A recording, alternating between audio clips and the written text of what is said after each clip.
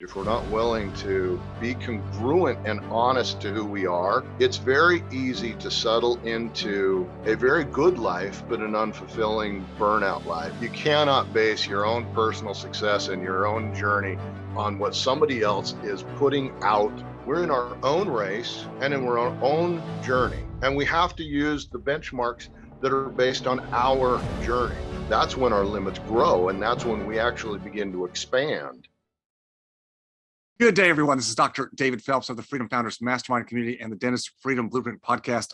I am so pleased today to have the opportunity. It's a real privilege for me to have a longtime good friend, Mr. Brett Judd, with us today. Brett, how are you doing, sir? Doing great, David. It's great to be here. I appreciate it a lot.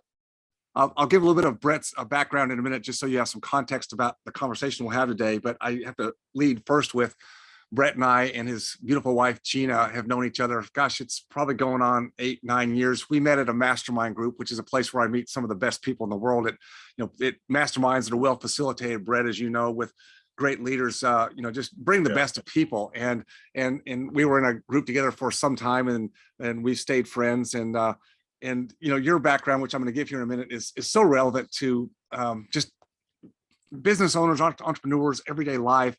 And I love having conversations with you because, well, let me just be clear. I have a bias towards a certain belief system, and I know the way we believe is very congruent. So I only bring people on that believe what I believe. No, I don't do that. but it's easy to have those kind of conversations. So anyway, let me give some background a little bit about Brett. Brett has a private practice, the profitable ethical practice, but also building out a mastermind called the Apex Effect Mastermind. We're going to talk about the Apex Effect here today, so you understand what that's about. Brett's a private practice leadership expert. He's the founder of your Profitable Practice Blueprint Coaching and the Apex Effect Personal Success. His programs transform practices into high production, low stress, collective mindset teams. He's a leadership and business relationship author. He's the author of Relationship Focused Business Success: Proven, Effective, and Profitable Principles to Leverage the Power of Positive Relationships. He's a personal mindset and stress management expert and author, creator of Unlock Your Millionaire Mind. Excuse me, let me say that again. Creator of Unlock Your Millionaire Mind and the Apex Effect Personal Success mindset transformation programs designed to end the burnout causing stress and emotional distress they're so prevalent in private practice today. He's a sought after speaker on the issues of leadership, how to balance life, business, and stress to end burnout causing chaos.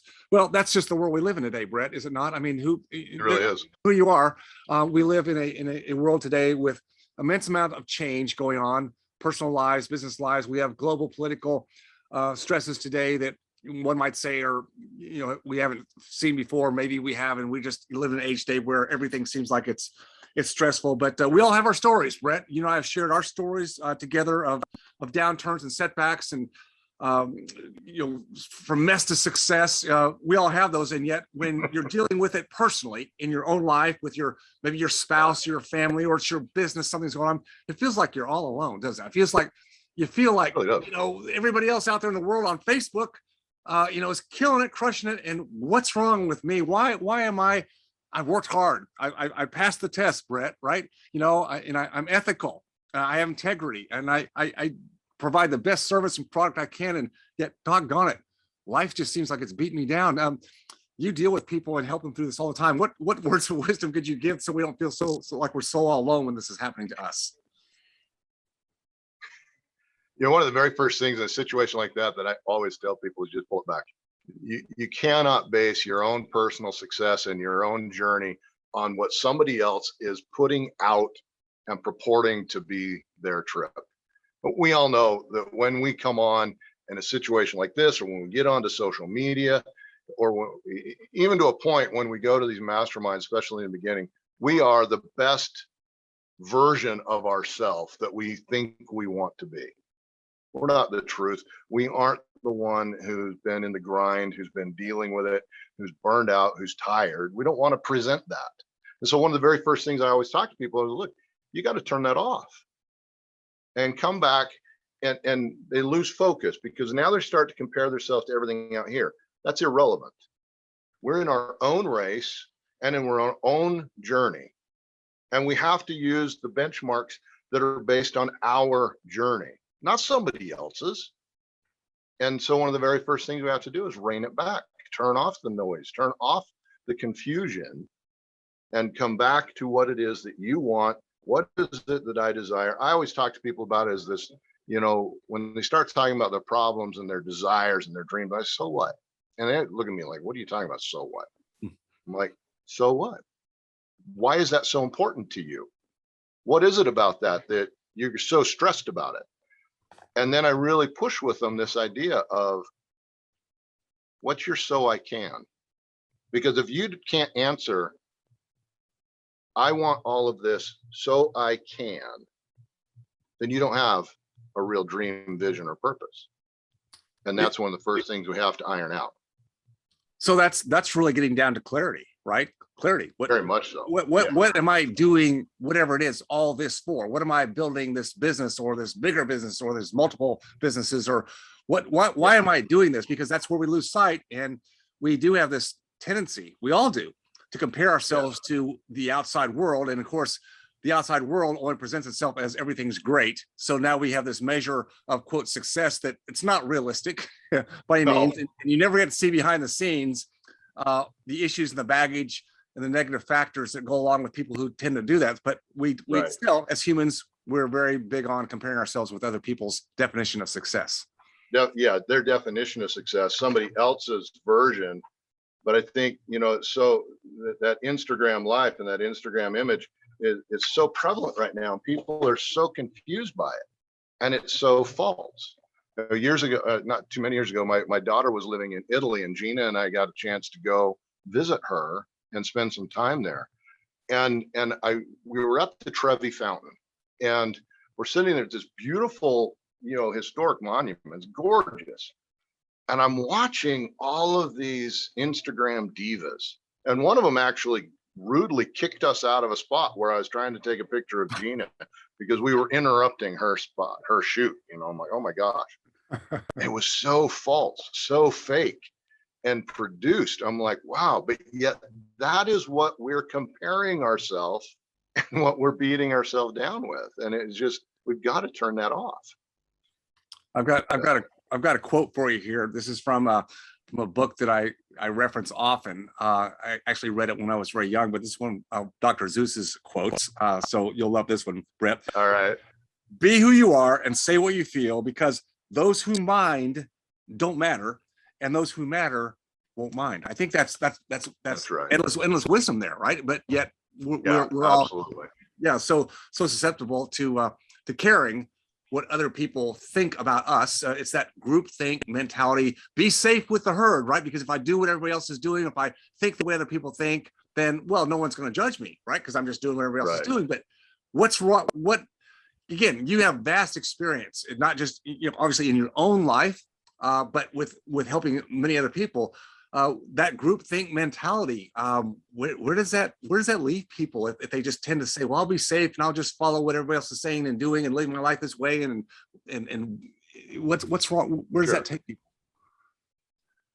Well, it takes a place that I know you have talked about a lot and you know very well and have seen. It leads to a place of stagnation and frustration. There's a very subtle shift that happens to somebody when they move out of that desire to speak what they feel, to say how they feel, and to not worry about what somebody else is going to feel about it, and compliance into safety.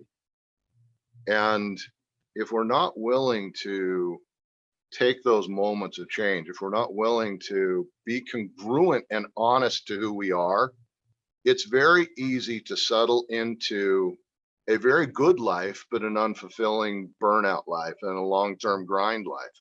And you've talked about it in dentistry, in my industry, in the therapeutic and psychological world. 10 years is about all a therapist has before they burn out, because they fell into the day-to-day grind and they're no longer aspiring to anything else. And they get into it, they duck their head, they go to work, they do their thing, and they come home and it's unfulfilling. But that's where we end up when we start seeking safety and what we think is security over our individual desire and growth, and we forget about our dreams and what it is that we want.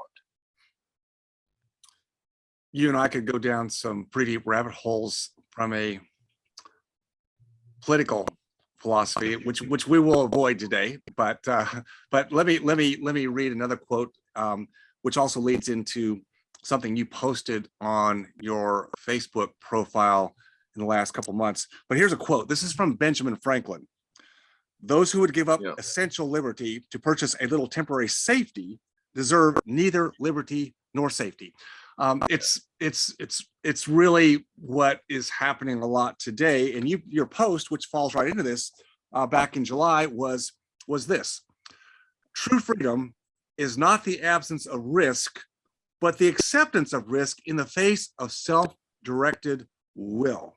Talk a little bit about it. I thought that was such to me, that just resonated so much with me, Brett. It was just so timely. So talk about that a little bit.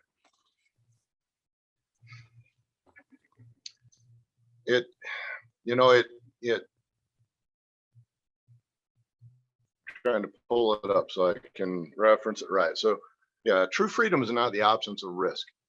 I think that that's one of the most important things that we have to wrap our head around and accept. In order to be free and to live a free life, whether we're talking about societally or independently in my own home, I have to accept that there are going to be risks, that there are going to be potential moments when things just don't work. And the minute that I accept that, I'm actually freed of an amazing amount of burden, and I'm now able to go forward with this self-directed will. If I've accepted that risk is going to happen, if I've accepted the fact that if I try this, I may fail, and I take on this kind of, and I've talked about this, some years ago, I was really on this kind of an I don't care attitude, and it frees us. I don't care if it goes sideways. I don't care if I fail at this. I want this. And I know that I can do everything I can to try to achieve it. But when we are constrained, when we're so afraid of the failure, you use the term a lot, into the weeds, and we're so afraid we're going to go in the weeds that we don't even try, and this idea, with the whole apex effect and my love for driving. And you talked about your love for skiing, and I've skied since I was 2. I understand, when you come into a corner and you don't come off the gas, or you don't break that slalom, ski and slow down, there's risk. Am I going to slide out? Am I going to end up off the corner? Am I going to miss this? But if you don't take that risk, you miss that amazing, exhilarating moment when you hit the peak of that corner and you come out with so much speed, so much, energy, that you actually gain speed because of the corner. Right. It's beautiful. Yes, it's the acceleration. You come out, the acceleration pushes you forward. But to your point, it is a bit scary to hit that, to be moving towards that apex, because you don't want to redline it to the point where you actually are going to roll a car or roll yourself if you're on ski. You don't want to roll yourself. But staying safe, protected. Okay, you brake, you pull off the gas, is really going back to your point of not accepting any risk at all. So I'm going to just be super safe. I don't want to risk anything. Where I am in my life right now, am I fulfilled? No, like I'm probably headed towards burnout, but at least I feel safe. At least I feel like I can live to fight another day. And for most of us, it's like, well, we want to provide stability for our families. So, okay, great. Yes, we absolutely have to do that. That is a number one objective in life. But if we're not fulfilled, Brett, ourselves, self-fulfillment, then how good can we be for the people we really want to be good for? Whether, again, probably starting with our family, and then we may have customers, clients, patients, community. We may be serving in public. How good can we be if we're not personally self-fulfilled? What is that limit? Not at all. Not at all. Not at all. In fact, you touch it beautifully in your book. when you start talking about Maslow and self-actualization. If we are not doing things in our life that move us into that self-actualized, I'm doing this because I desire this, because it's something that moves me, because it feeds me in some way, and therefore I'm energized to feed other people. And very few people reach that point, because most of us stay in that, I'm doing everything I can to have security and safety and to meet the grind. And man, if I get to go on a vacation this year, that's a bonus. But that's not living. And so when we free ourselves from that supposed free, security, and we begin to push it just a little bit, we begin to test, how much can I push into this? How much can I stress this? And where are my limits? That's when our limits grow. And that's when we actually begin to expand, is when we get into that self-actualized moment and we use that self-directed will. All of a sudden we realize, I have more potential than I thought I did. I have more grip and I have more strength than I thought I did. And we're able to hit the next one and the next one with more excitement. But if we stay stuck and we remain in that safe place, we'll never experience or know exactly where our limit is. Do you find, Brett, that people that you've had the opportunity to work with who have either during times that you were working with them personally, or maybe it was prior in their life, had gone through some deep setbacks, or again, I hate to use the word failure, but setbacks in life, Yeah. things didn't work out, whether it was, sometimes it's based on poor decisions that we make, and sometimes it's outside of our control, like a health issue, a family member may become sick, or cancer, or car accident, things that we have no control over. Do you find that people who have gone through a difficult time, and through their efforts working with good people that have coached, mentored them, counseled them through it, and gotten to the other side where they're back in a place where there is some relative stability, do those people live life from that point on, you think, with a better mindset than those who have been, somehow keeping themselves back from issues, or haven't faced issues yet? What's the difference in mindset for people that have gone through and I'd say successfully gotten through? There's always changes that happen to us when we go through that. But what do you say? What's your experience there? I think it depends so much on the individual and the level of work that they do. It's possible to go through one of these turbulent moments and just do enough work to right ourselves to then get back in the rut. Mm. But if we really take that opportunity to look at, how did I get in this rut anyway? And is that the rut that I want to be in? Or is this turbulence and upheaval I'm going through right now an opportunity to change? Those people who take that opportunity and really grab hold of it, they're the ones who come out on the other side, who are resilient. They learn the strength that they have, and they've expanded that strength that they have, because they were willing to take the time not to just right where they were, but actually look at, what are the things that got me here? What are the beliefs that I've held on to that are holding me stuck? And what do I need to believe instead to get me to where I want to go? Now, that's a total different amount of work than just, how do I right this ship because it's topsy a little bit and I need to get back centered. We can do both works, but the people who are willing to invest that time, you talk about investing in yourself, who are willing to invest in themselves enough to deep dive, they come out more resilient, more powerful, and more successful in the long run because of that time they spent. So it depends. It depends on the opportunity that the individual takes. If you enjoyed watching or learning from this video, please leave a like and subscribe to my channel for more content. If you have a question about any of my content or this specific video, just please leave a comment down below. And as always, stay focused on your freedom. I'll see you next time.